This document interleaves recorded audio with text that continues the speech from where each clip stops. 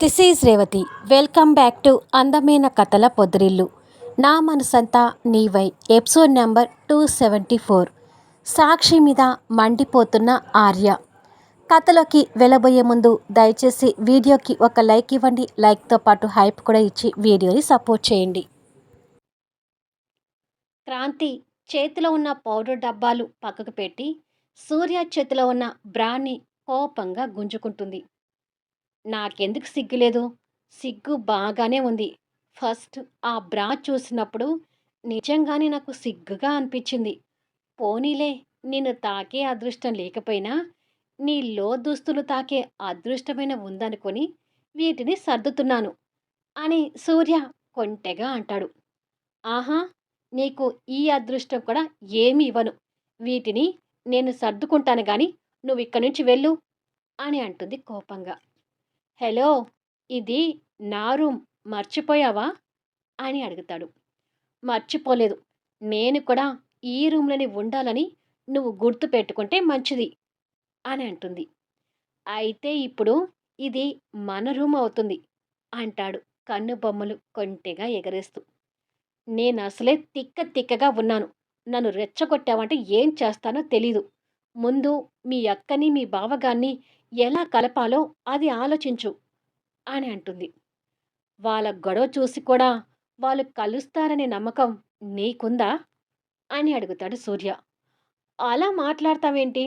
ఎప్పటికైనా వాళ్ళు కలవాల్సిందే కదా అంటుంది క్రాంతి. నాకు ఆ సూచనలు ఎక్కడా కనిపించడం లేదు. ఇద్దరు గొడవ పట్టం కాదు, కొట్టుకునేలాగా ఉన్నారు. అను పాప అంటే చిన్న పాప కాబట్టి ఏమో అనుకోవచ్చు. కనీసం చెర్రీ అయినా వాళ్ళిద్దరిని కలుపుతాడేమో అనుకుంటే వాళ్ళ గొడవ చూసి చెర్రీ ఎంజాయ్ చేస్తున్నాడు.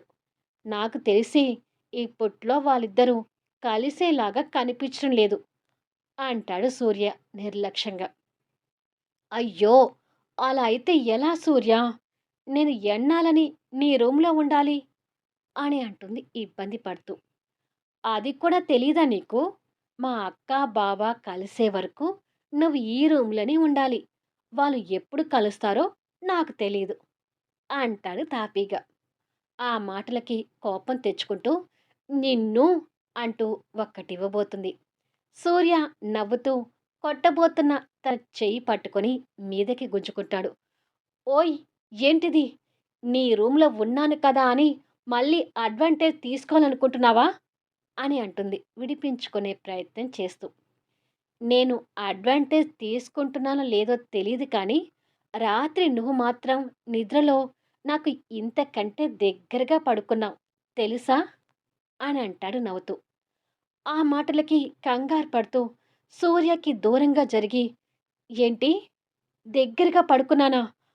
మరి అంత దగ్గరగా పడుకున్నానా అంటూ అనుమానంగా అడుగుతుంది.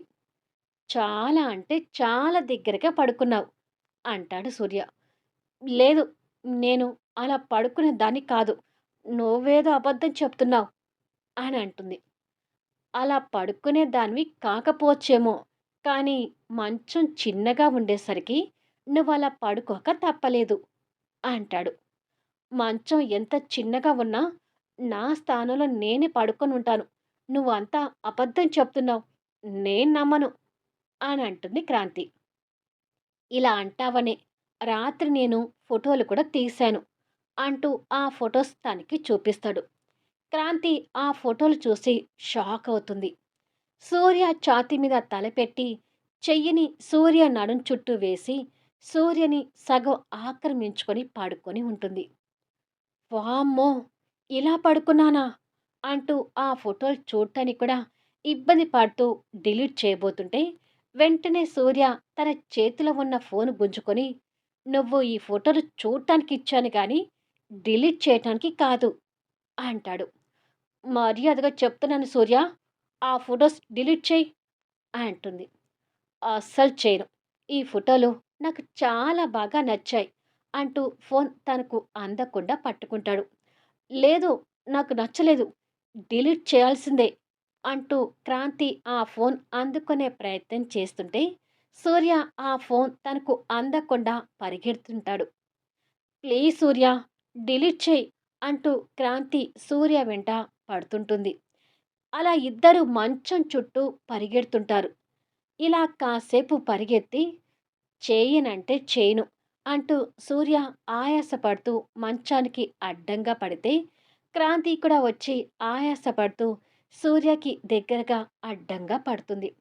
దగ్గరగా ఉన్న ఇద్దరు అలా ఆయాస పడుతూనే ఒకరి కలలోకి ఒకరు చూసుకుంటూ ఉంటారు. సూర్య తన్ని ట్రాన్స్‌గా చూస్తుంటే, క్రాంతి మాత్రం తెలివిగా సూర్య చేతుల నుంచి గబుక్కున ఫోను గుంజుకొని లేచి ఆ ఫోటోస్ డిలీట్ చేస్తుంది. ఏయ్! ఫోటోస్ డిలీట్ చేశాను కదా! అంటూ క్రాంతి నవ్వుతుంటే, తన నవ్వు చూసి సూర్య మనసులో ఆనందపడుతూ, పిచ్చిదాన! ఆ ఫోటోస్ జాగ్రత్తగా నేను ఆల్రెడీ సేవ్ చేసుకున్నానులే. అలా సేవ్ చేసుకున్నానని చెప్తే మళ్ళీ నువ్వు ఫీల్ అవుతావు అని మనసులో అనుకొని, ఛ! ఎందుకు డిలీట్ చేశావు క్రాంతి? అంటూ కోపం నటిస్తూ తన దగ్గర నుంచి ఫోన్ గుంజుకుంటాడు.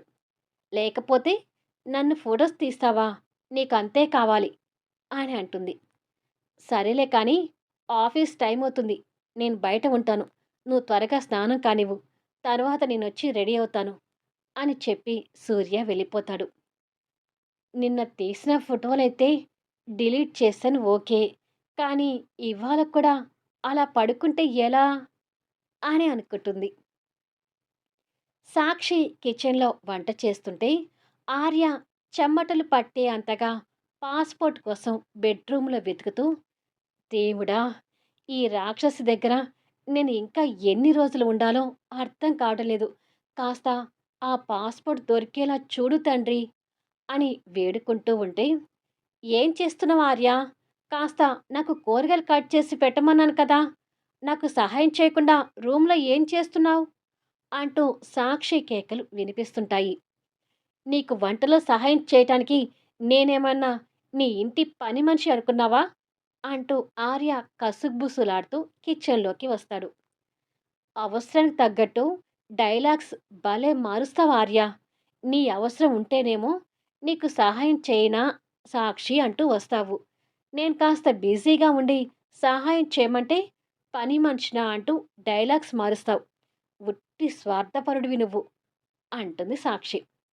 నీకంటే ఎక్కువ కాదులే గాని ఆ పాస్‌పోర్ట్ ఎక్కడ పెట్టావో చెప్పు అంటాడు ఆశగా. ఎందుకు? అని అడుగుతుంది.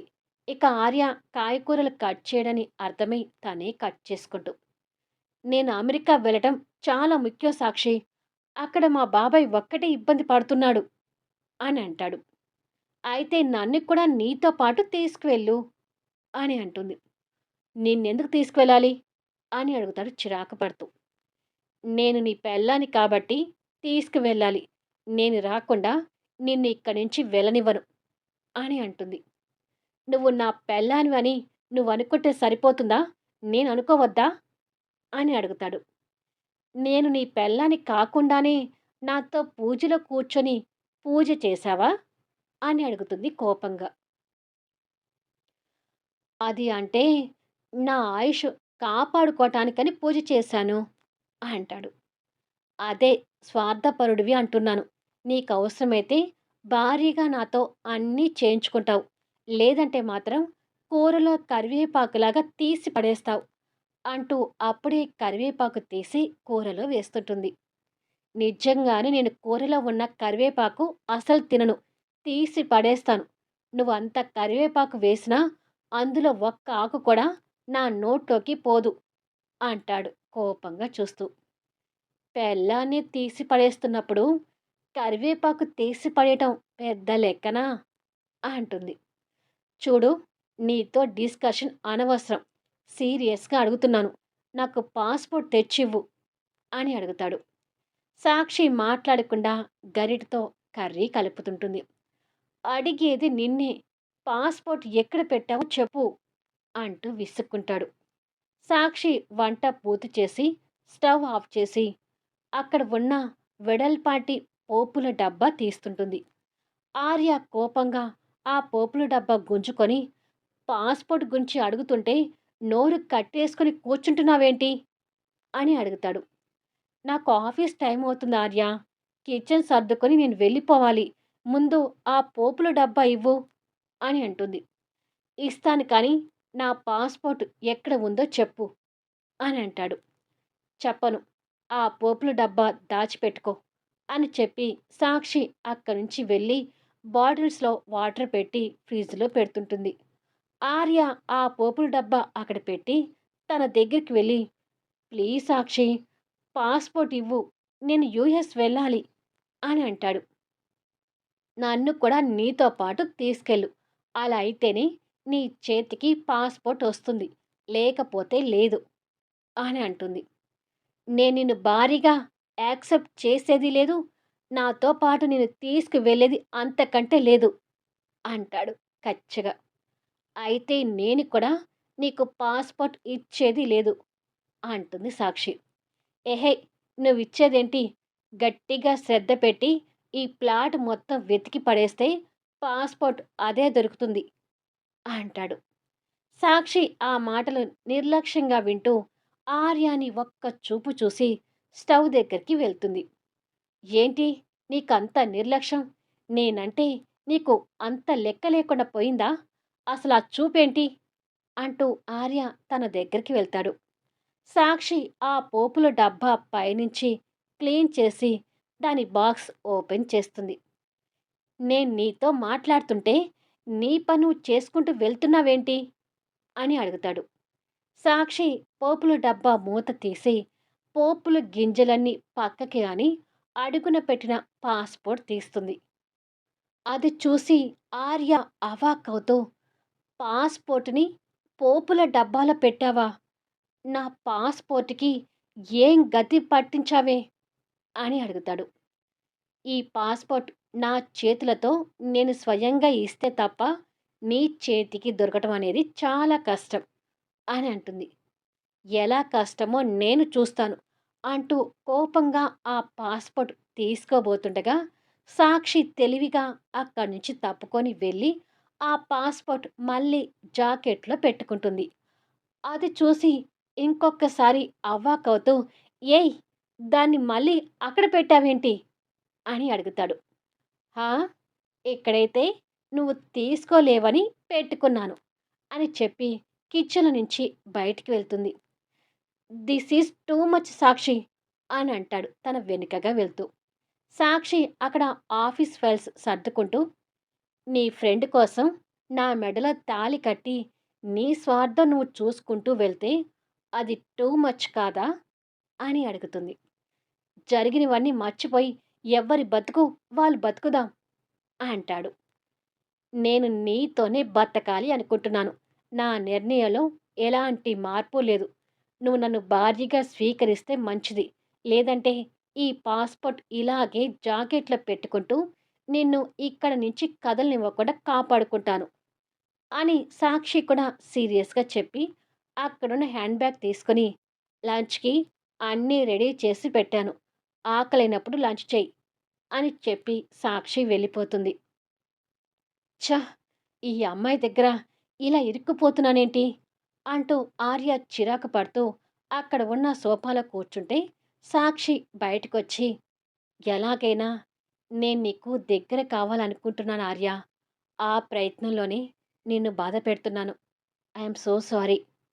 నన్ను భార్యగా ఒప్పుకొని నీతో పాటు అమెరికా తీసుకువెళ్ళే వరకు నేను నిన్ను బాధ పెట్టక తప్పదు" అని సాక్షి ఆర్య గురించి బాధపడుతూ అక్కడి నుంచి వెళ్ళిపోతుంది. నెవ్వర్. తను ఎన్ని వేషాలు వేసినా సరే, నేను తన్ని భార్యగా ఒప్పుకునేది లేదు. నాతో పాటు తన్ని అమెరికా తీసుకువెళ్ళేది లేదు అంటూ ఆర్య కూడా గట్టిగా నిర్ణయించుకుంటాడు. సూర్య ఆఫీస్‌కి రెడీ అయి మోహన్‌తో కాల్ మాట్లాడుతుంటే క్రాంతి తన తల దువ్వుకుంటూ ఆ కాల్ వింటుంది. "ఎలాగైనా అక్క, కళ్యాణ్ గారు కలవాలి మోహన్ గారు. మీరైనా కళ్యాణ్ గారితో మాట్లాడండి" అంటూ కాల్ మాట్లాడుతుంటాడు సూర్య. మళ్ళీ నెక్స్ట్ వీడియోలో కలుద్దాం. ఇప్పుడు మోహన్ సమాధానం ఏంటి? సాక్షి అనుకున్నది జరుగుతుందా? ఆర్య తనకు దగ్గరవుతాడా?